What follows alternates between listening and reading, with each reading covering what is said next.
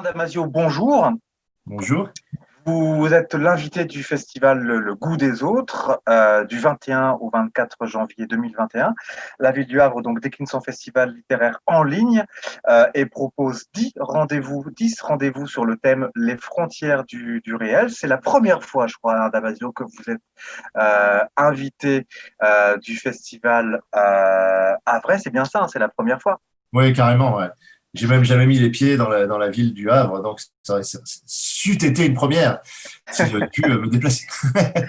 Alors aujourd'hui, donc on a rendez-vous avec vous. Vous êtes une référence dans la science-fiction française à travers notamment trois romans, La Zone du dehors, La Horde du contrevent et Les Furtifs. Les Furtifs, c'est votre dernier roman paru en date au mois de mai 2019.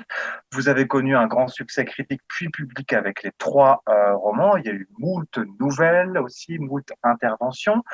Vous faites, je dirais, le lien entre la science-fiction cyberpunk, science-fiction sur le lien homme-machine, d'une part, la fiction d'anticipation politique et insurrectionnelle, d'autre part, un mélange de J.G. Ballard et, disons, de Deleuze pour faire vite. Et enfin, le roman qui parle aussi d'amour, de sciences humaines, d'écologie. Et là, en France, on pourra citer aussi des fictionneurs et fictionneuses comme Catherine Dufour, comme Jacques Barbery, qui sont vos collègues aux mêmes préoccupations du moment. Alors, première question, Alain Damasio, quand vous commencez un roman ou une nouvelle, le fil que vous tirez, c'est celui de votre pur imaginaire ou alors c'est vos réflexions aussi sur l'actualité politique du monde, parce que vous êtes quelqu'un qui intervenait et qui lisait beaucoup de presse. Moi oui, je pense que j'ai un point d'entrée qui est peut-être assez particulier, que moi je trouvais au départ évident, puis on a toujours l'impression que ce qu'on fait, tout le monde fait la même chose ou procède de la même façon, mais en fait non. Moi, je pars vraiment d'un concept et généralement d'un concept philosophique. C'est ma première source d'inspiration. C'est vrai que je suis un lecteur de philosophie essentiellement. Je suis un très mauvais lecteur de romans et de fiction. J'en lis très peu. C'est un peu parce que j'ai envie, voilà, de quelque chose qui me soit puissant. Je préfère boire un verre de rhum bien tassé que effectivement un cidre. Et quand tu lis la philosophie, généralement, ça te donne des idées extrêmement puissantes et qui ont une faculté de dilatation. Moi, j'appelle ça de totipotence, c'est-à-dire c'est comme une cellule souche à partir de laquelle vous allez pouvoir développer tout un organisme. Donc, mon imaginaire, ouais, part de quelque chose qui paraît très, très austère, quoi, très, très fermé et pas très fun, mais qui en fait a un gros pouvoir d'expansion. Et c'est pour ça que la philo, moi, m'aide beaucoup. Alain Damasio, justement, vous parliez du fait que les écrivains de science-fiction n'inventaient pas forcément, parce qu'effectivement ça arrivait. On pourrait dire qu'ils explorent, et c'est là où justement on dira que la littérature d'anticipation est une littérature spéculative, pour reprendre là aussi un de vos propres mots. Je voudrais vous faire réagir sur une citation ancienne qu'Isaac Asimov disait, c'est la suivante. Donc Isaac Asimov disait: les écrivains de science-fiction sont des éclaireurs dépêchés par l'humanité pour explorer l'avenir. Nous en revenons porteurs de recommandations touchant au progrès de la civilisation et de mise en garde contre l'anéantissement de la planète. Comment est-ce que vous entendez et comment est-ce que vous réagissez, Alain Damasio, à cette citation, cette déclaration de feu Isaac Asimov? Non, mais c'est tout à fait pertinent. Simplement, il faut bien comprendre ce qu'on entend par anticipation, parce qu'en réalité, on est sur des couches de futur qui sont coextensives au présent. C'est-à-dire que le futur est déjà là à plein d'endroits. Mais simplement, il est là de façon extrêmement compactée dans certaines startups actuelles ou dans certains laboratoires technologiques. Et il faudra 20, 30 ou 40 ans avant que les inventions, par exemple, qu'ils ont mis en place soient démocratisées et qu'on vive au quotidien avec elles. Donc, ces couches de futur, quand il dit, voilà, on revient du futur où on anticipe et on est les éclaireurs de cet avenir et on revient expliquer aux gens ou alerter les gens sur ce qui peut se passer, il faut bien se dire que généralement, ce futur est déjà présent, il est déjà en place, quoi. Il est déjà potentialisé dans beaucoup de laboratoires d'universités, dans la Silicon Valley, etc. Et que c'est ces endroits-là qu'on doit amener vers le présent. Donc ça, c'est vraiment important de pas avoir une vision trop monolithique de l'avenir. L'avenir est déjà là à plein d'endroits. Voilà. Disons que c'est pas le même avenir en Afrique, en Inde, qu'en Occident, qu'aux États-Unis. Et après, moi, évidemment, je trouve qu'il a parfaitement raison sur l'idée de recommandation et l'idée, bien sûr, qui est très forte maintenant de risque planétaire qu'on est en train de mettre en place. Et qu'on a un rôle de lanceur d'alerte, tout simplement, quoi, vraiment, quoi. Et qu'il faut qu'on l'assume, qu'on le déploie, et qu'en plus, on le déploie de façon politique, c'est-à-dire qu'on le déploie avec une vision politique, parce qu'il n'y a pas de neutralité, évidemment, des imaginaires qu'on met en place. Donc, il faut choisir, j'ai envie de dire, dans quel camp, ou de quelle façon, ou de quel type d'avenir on a envie, ou on a envie de rendre désirable. Là, on pourrait parler d'une espèce de tempête qu'il y a en ce moment dans la science-fiction française autour de ce qui s'appelle la Red Team, c'est-à-dire un groupe d'écrivains français qui a décidé de collaborer avec l'armée pour essayer d'imaginer un peu les guerres du futur et les armes du futur et la façon de combattre. Nous, par exemple, notre collectif Zanzibar est totalement opposé à ce type de pratique. D'abord parce que c'est une prostitution artistique. Pour moi, c'est vraiment du washing, si vous voulez.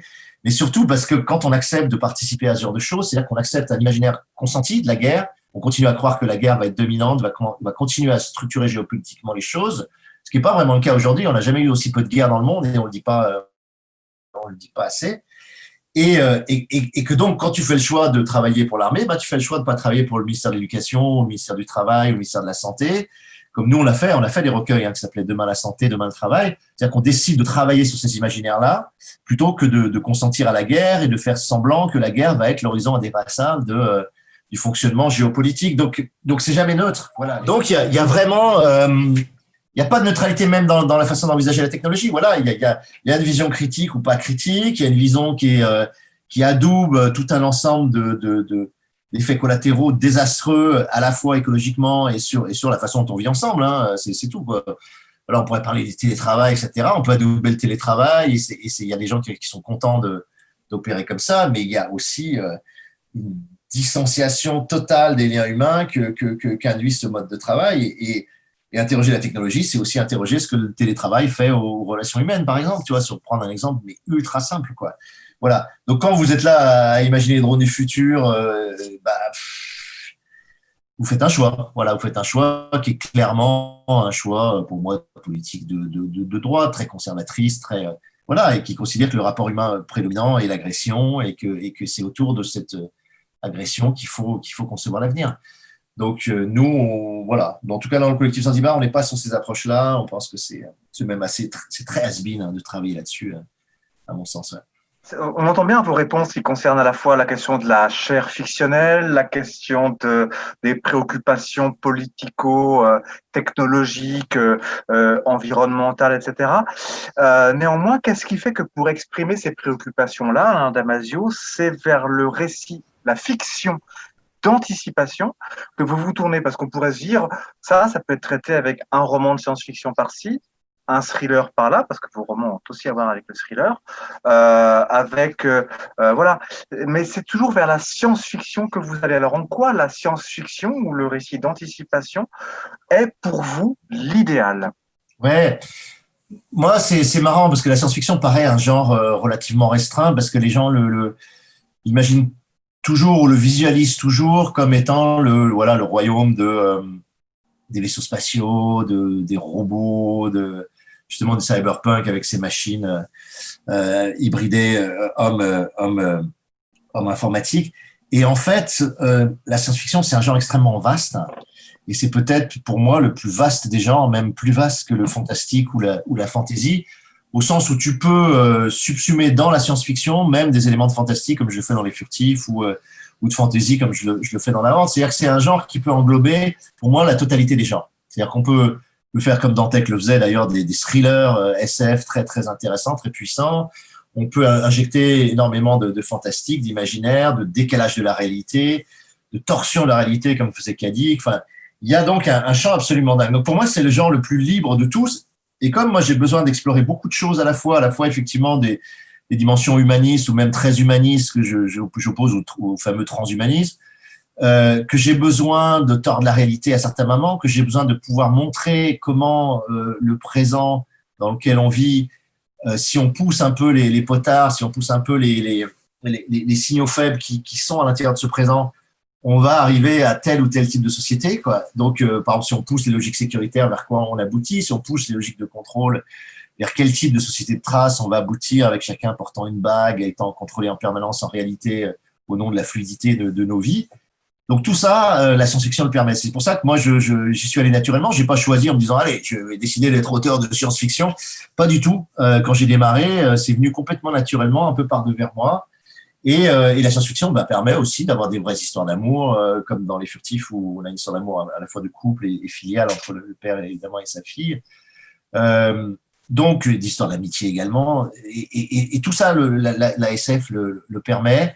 Mais parce que aussi c'est un genre, ce que permet la SF que ne permettent pas les autres genres, je trouve, c'est l'aspect spéculatif. Mais vraiment spéculatif, c'est-à-dire c'est un genre qui permet énormément de réfléchir, de mettre en regard, de mettre en miroir des phénomènes qu'on voit dans notre société, mais qu'on le voit de façon extrêmement modeste. Si je prends l'exemple, par exemple, de l'utilisation du langage ou du rachat du langage par les multinationales ou de préemption du langage par les multinationales, on le voit de façon très modeste parce que moi, à Marseille, j'ai le stade Orange Vélodrome et qu'il y a ce fameux naming des monuments, des lieux.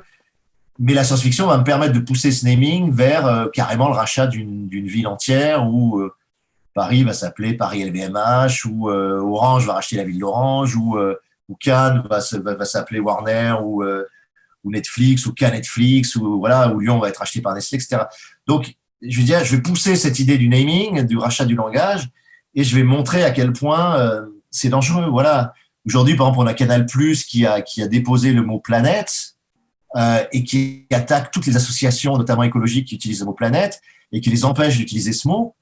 Ça, les gens vont pas le voir ou vont le voir au détour d'une nouvelle. Et en science-fiction, si tu l'élargis, l'intensifies, tu te dis, non, mais c'est dingue. On est en train, effectivement, de faire du lexique qui devrait être le lieu d'échange parfaitement gratuit entre les humains.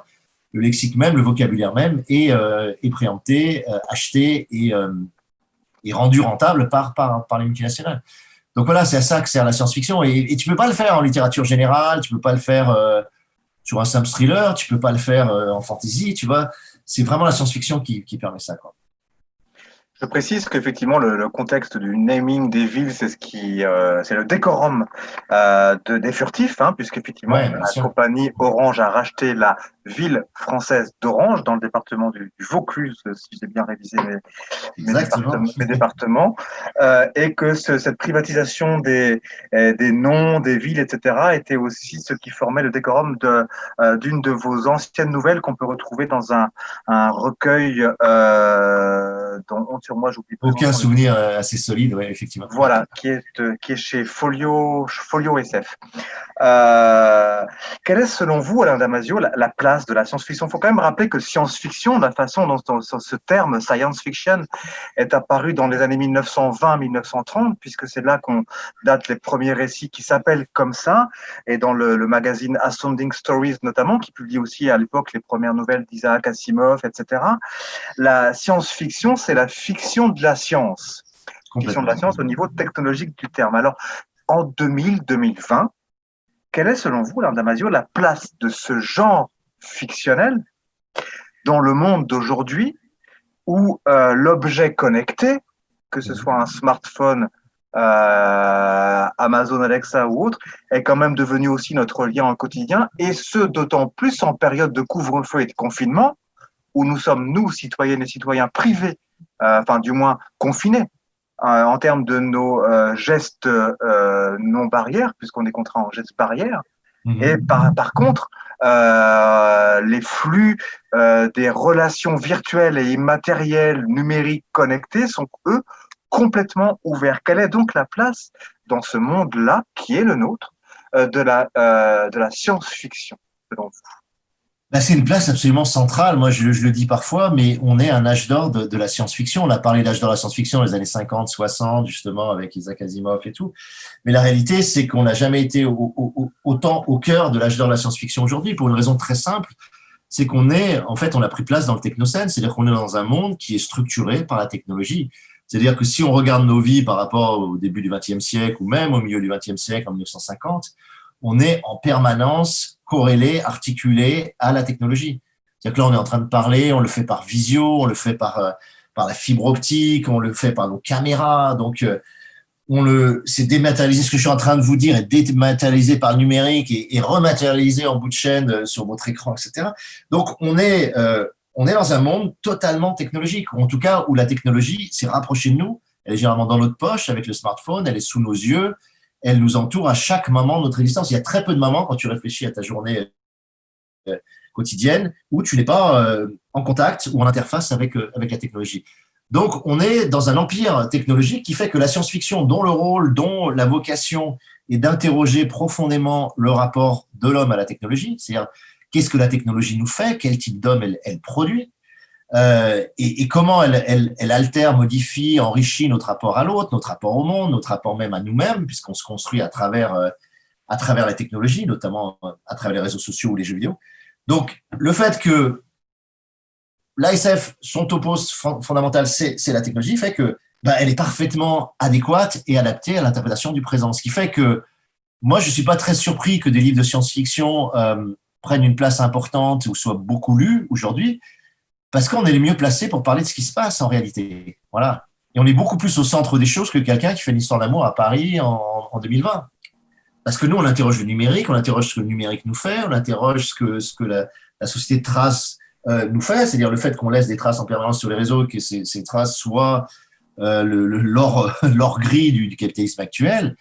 Ça, c'est le cœur des choses, c'est le cœur de l'économie, c'est le cœur de nos fonctionnements quotidiens, et encore plus sous Covid, où là, le technococon qui nous entoure devient la seule façon d'accéder au réel, quoi. La distanciation sociale fait que la proximité ne passe plus que par la dématérialisation numérique et la rematérialisation en bout de chaîne. Donc voilà, donc on est au cœur des choses. Donc ce qui fait que quand les gens disent oui, mais moi j'aime bien cette espèce de contresens que font beaucoup de journalistes, parfois en disant mais Monsieur Damasio, ce que vous décrivez, c'est ce qui se passe aujourd'hui. Vous n'inventez plus rien, vous n'anticipez plus rien, vous êtes sur le. Mais la SF n'a jamais prétendu être juste en anticipation, ça n'a jamais été le problème. La SF a toujours prétendu faire un effet miroir par rapport au présent et interroger le réel, interroger la réalité telle qu'elle est en 2020. Donc on n'anticipe plus, mais justement, on est d'autant plus clairvoyant et intéressant, il me semble, parce qu'on n'anticipe plus ou qu'on le cible à très, très court terme et que du coup, on interroge de façon spéculative ce réel et on en montre l'envers, on en montre les dangers, on en montre les menaces.